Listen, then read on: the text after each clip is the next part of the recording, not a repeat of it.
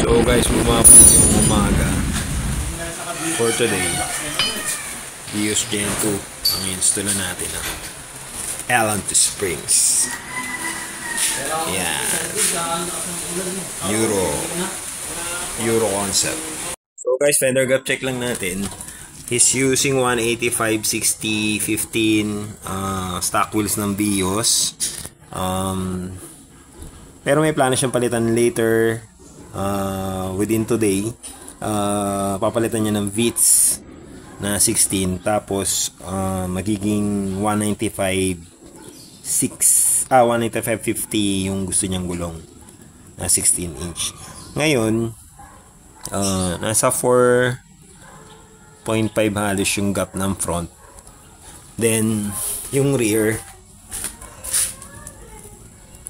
halos same or mas tight to 4. Then yung left side, ayan, nasa 3 na lang halo. Siguro parking level saka yun, ayan, 3.5 parking level saka yung full tank kasi si boss yung gas tank niya.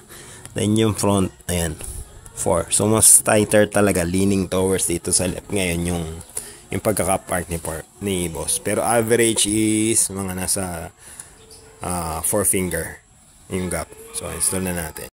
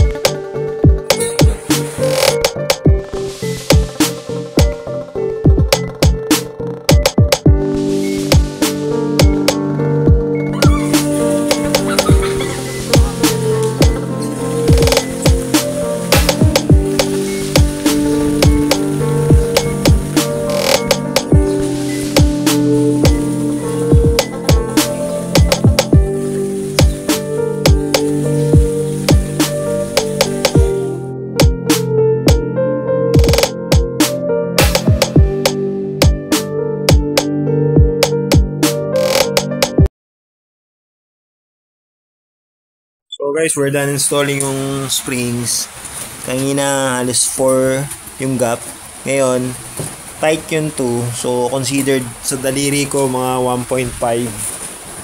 Pero pag nagpalit pa si boss ng gulong, halos ganyan din yung magiging drop niya. Ayan, 1.5. Maganda, pantay-pantay na siya ngayon. Ayan, 1.5.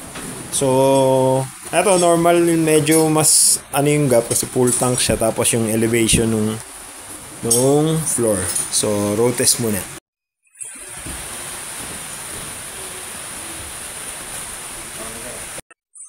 Oh, boss, thank you. Yeah.